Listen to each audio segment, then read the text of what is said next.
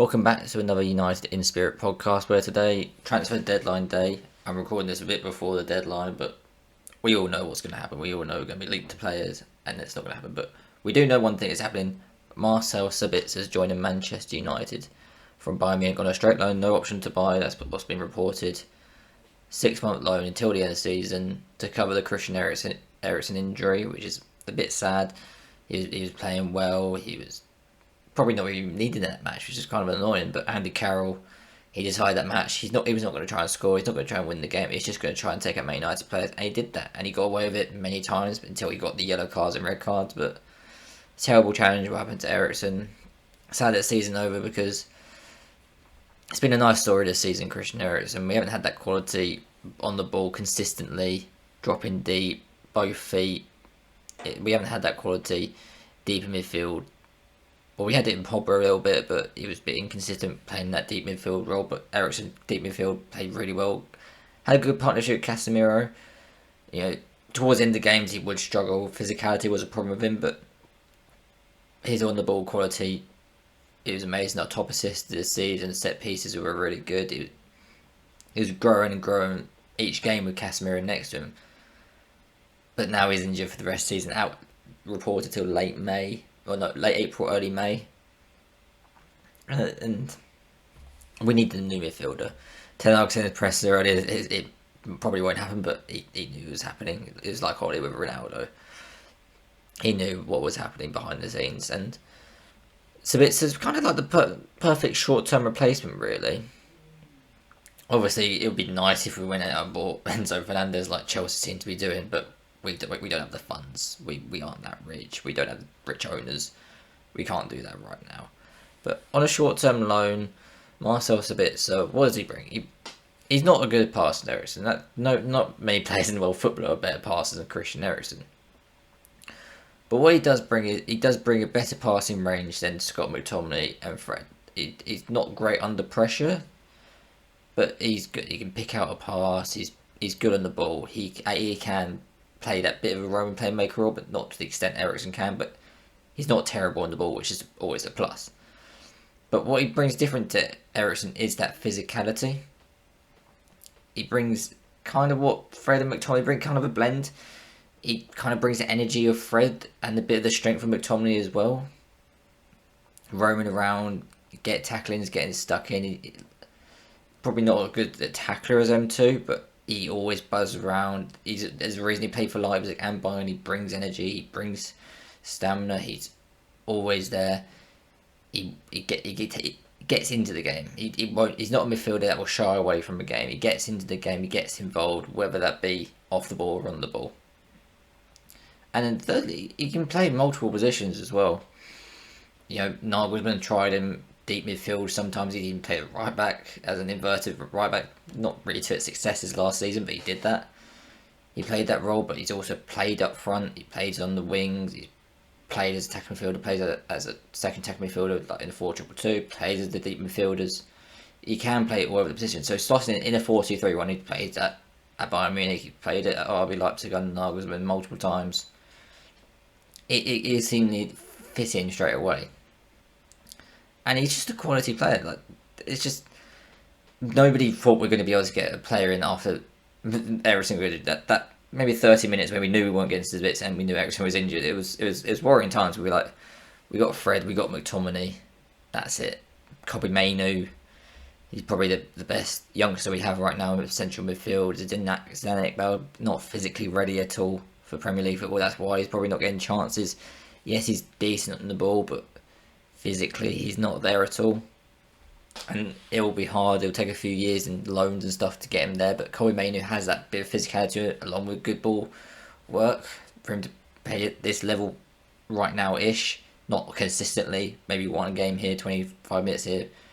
But not consistently game in and game out. But we got 33 games left this season potentially. If we get to Europa League finals, we got a League Cup final coming up. We've got a run in the FA Cup, Premier League week in, week out. Every 3 days is football. We couldn't go into that with Casemiro, Fred and McTominay as our midfield options, with Kobe Mainu filling here and there. It's just not possible because one injury, one suspension, and or even just 2 little injuries for a week, that's 3 games missed, and we're playing a midfield of, I don't know, we don't know. That's the problem. We don't know. But Sabitzer just covers that for now. Covers it. We're not. If he doesn't work out, we're not committed long term to him. I think we probably will be targeting a new midfielder. There are reports of De Jong. There are reports of, Jude Bellingham, Enzo Fernandez if he's available. Long-term players in the summer, but right now it's Christian Eriksen will be back in April, May. Hopefully, time to push for the rest of the season, because when he does come back, we'll have a full midfield, and if we need a bit energy in one game, we can have Sabitzer, who gives a bit better on the ball than Fred. Again, he's another front foot player. He gets up the pitch. He's not got the positioning wise of Casemiro. Not many players do. But he's like Fred, position and McTominay as well. But positionally, not the greatest. He's not a pure defensive midfielder, but he is a more combative midfielder than most that were available, like Hassan Uar, Sol Niguez, that we were linked to as well. But I think it's a very good signing, a very shrewd signing as well. He wasn't getting that many chances at Bayern because they were kind of settled with, Kimmich and Goretzka in midfield, and then even they're dropping Musiala. They brought in Gravenberg, who also hasn't been getting many chances, and then bringing in João Cancelo, who can play in that central midfield role as well at times. His chances are just going to be limited at Bayern, and they'll be fine. They'll be fine without him, and for us, it's just a very good option.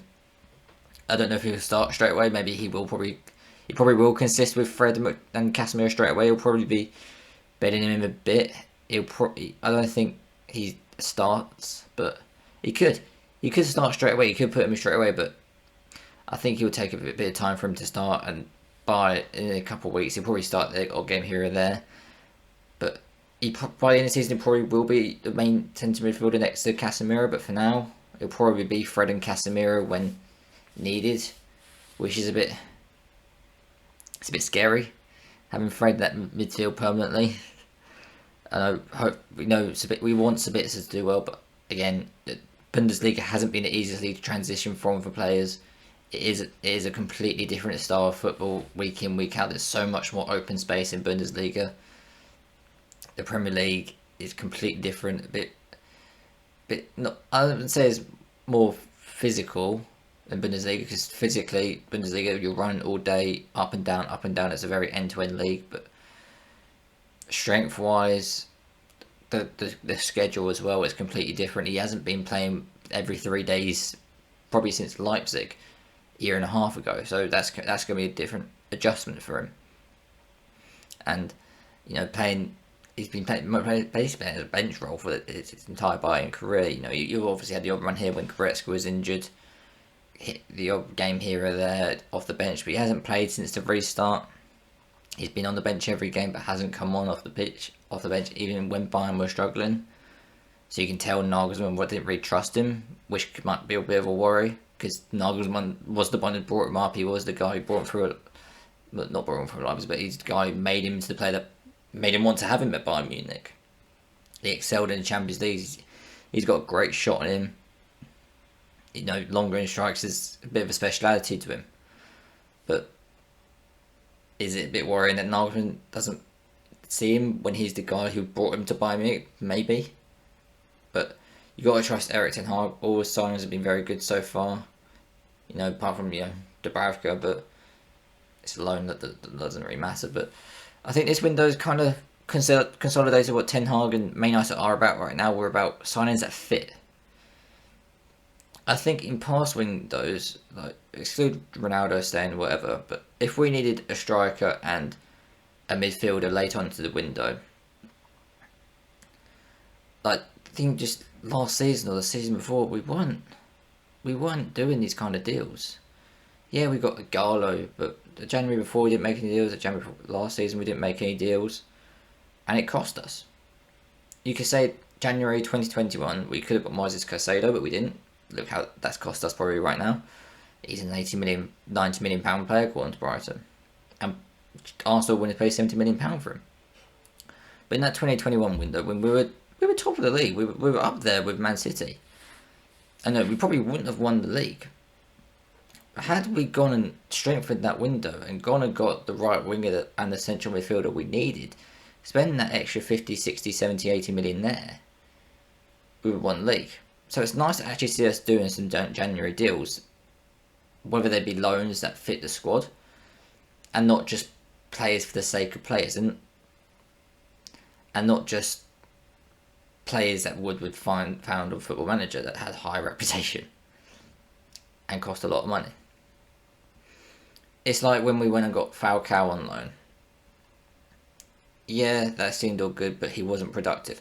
But we got Weghorst because the data shows he will fit this system. We haven't done that in a while. I'm sure the data showed that Sabitzer will fit this system. And I think he will. I think he'll do quite well. Next to Casemiro, it makes his job a lot easier. He hasn't played. Well, probably Kimmich is. He's a different type of player. Kimmich, he's a bit more on the ball. He's defensively good, but not Casemiro defensively good. So maybe that gives him a bit more license to run up the pitch that he didn't have maybe playing as a double pivot next to Kimmich, because Kimmich would be the guy constantly on the ball. It was Sabitzer's role maybe to stop counter-attacks and be more that defensive role. But with Casemiro, he has that license to go forward and show what we had at Leipzig. At Bayern Munich, he hasn't really shown that yet. He never got the opportunity to be that box-to-box, join the attack midfielder. He maybe had take a bit more of a reserved role. Especially with Kimmich on that right-hand side, him on the left, he'd probably have to cover in space, which Alphonso Davies leaves up the pitch. But with Casemiro, he's the guy that slots in, allowing Sabitzer to go upfield. It's a different type of system. But yeah, we haven't gone and got that just random midfielder that's high reputable, that cost £200,000 a week for a loan that the club didn't want, the manager didn't want, but he had to just take it because why not? We're not panicking. Well, I don't think we can afford to panic and buy some random player. But what I'm saying, trying to make the point is, these names aren't names we would have been linked to 3 years ago.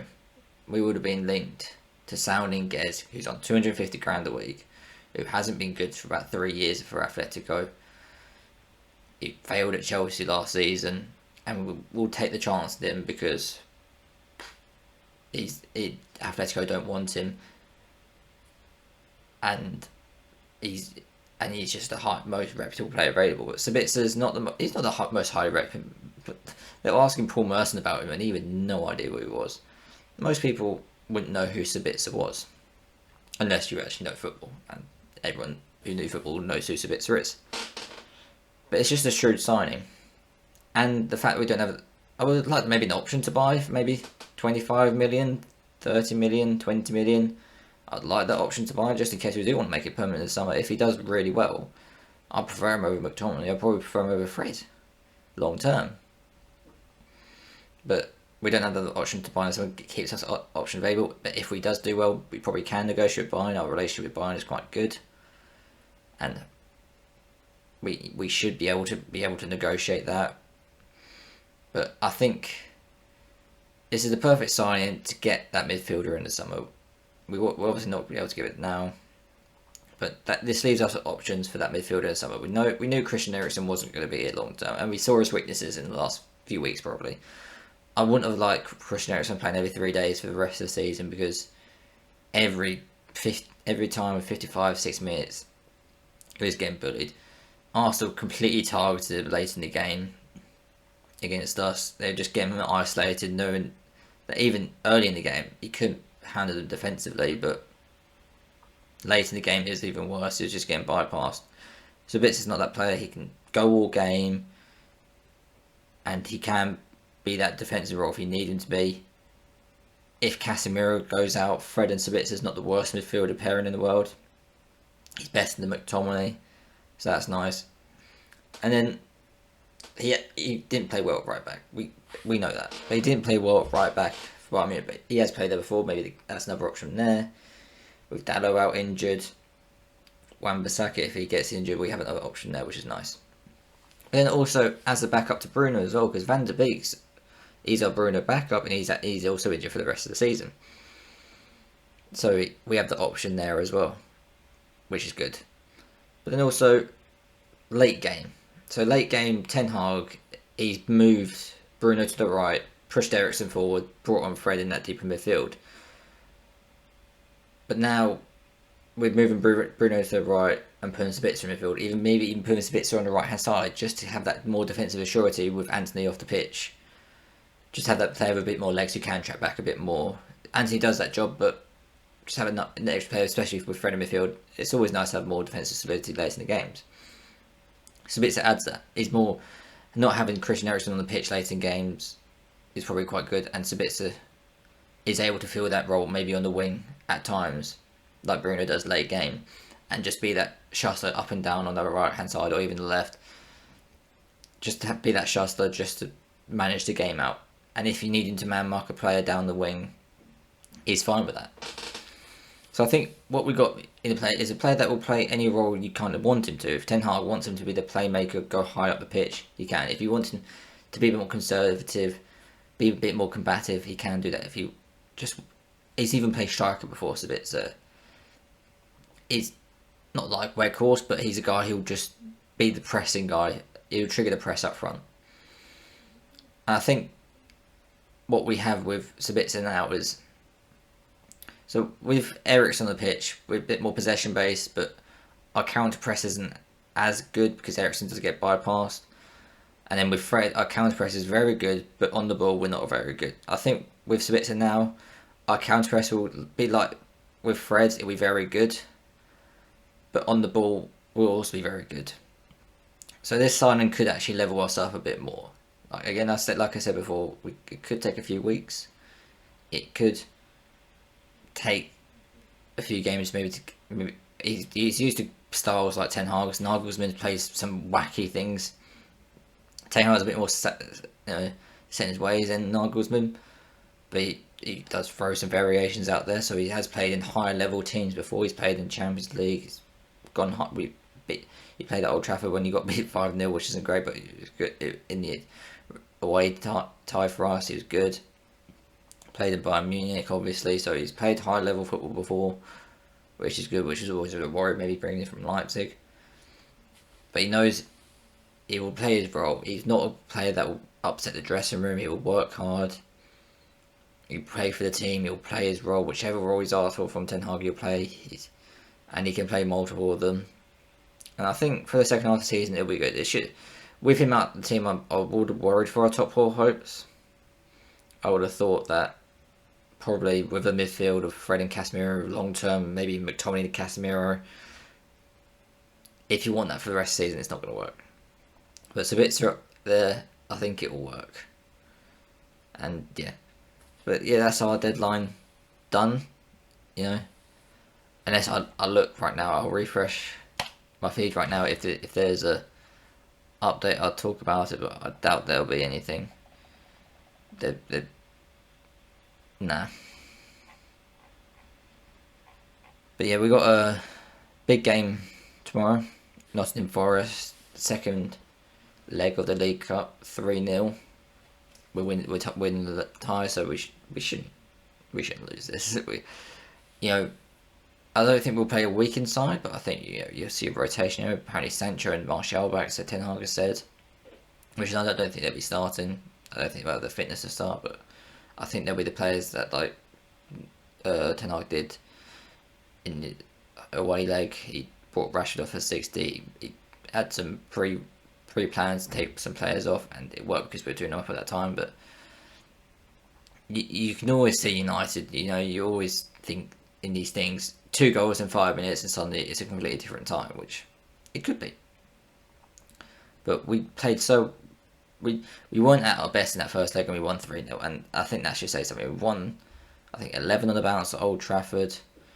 We comfortably beat Reading on Saturday, but Nottingham Forest have had the break. They've had a week to prepare. They didn't have a game at the weekend, so I think it'll be a tougher game. They've got a new sign as well, Keylor Navas. He probably won't be ready, but they're going insane in the transfer window again. But their Brazilian guys like Scarpa, Danilo, Wood, they've had extra time to bed into the squad, get used to what Steve Cooper wants from them, and I think Ten Hag will probably go strong again.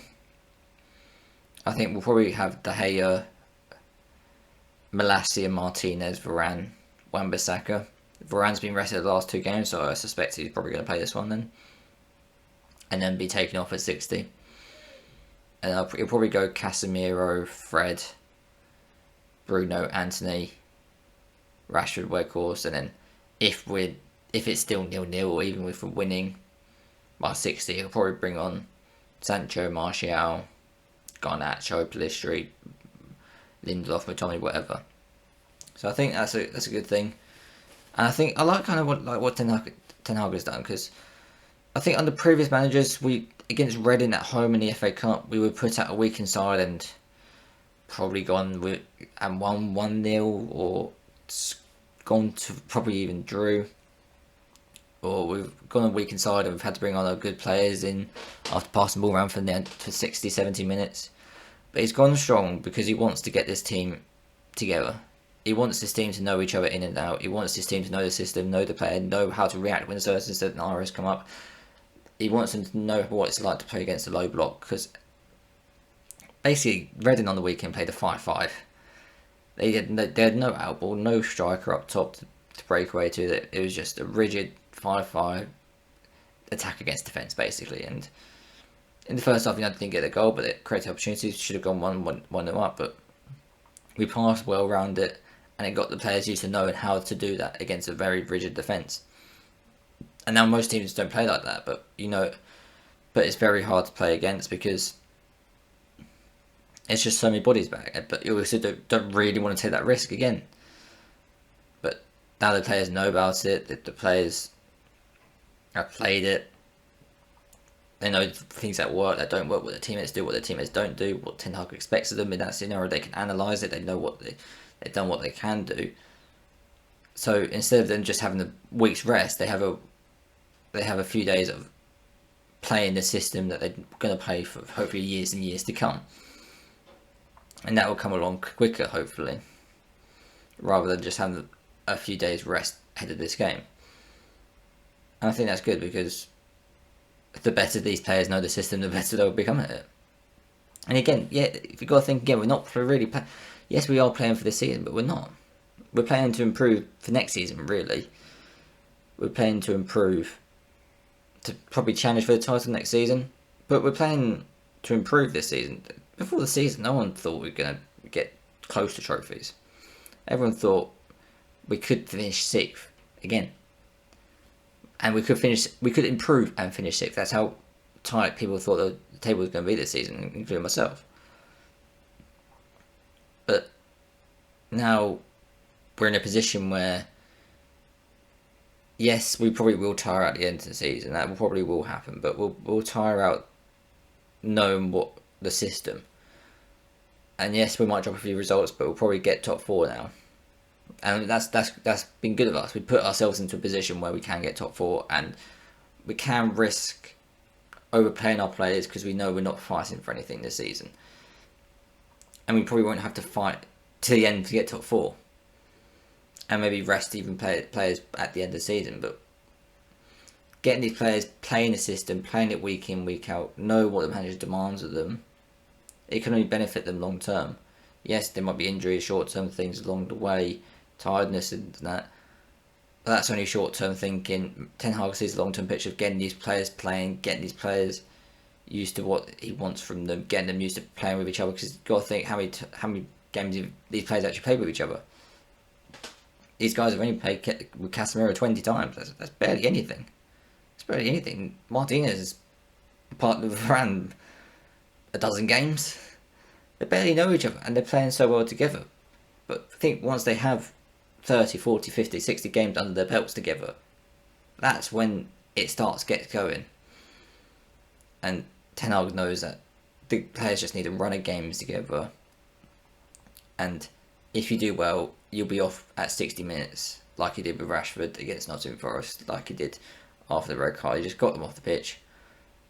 60 minutes together is better than having them come on for 20 minutes and chase a game, which we've done in previous seasons. And this all goes down to trust in Ten Hag. I trust him with this Sabitzer signing. He's a very good player. A bit worrying that Nagelsmann doesn't want him. But could we just be the player forcing them even not standing away because they're good friends? But he's a quality player. He's been quality in the past, and he improves Manchester United. That's what it is. He improves Manchester United, and it's just a shame that Christian Eriksen got injured. And it's a shame that Christian Eriksen got injured for us to make this signing, because I'd love this signing with Christian Eriksen still there. It's been an amazing signing as well. Yeah, that's the board. They won't sanction that many things with the sale ongoing and stuff like that. But yeah, thanks for watching this video. Like and subscribe, and I'll see you next time. Bye.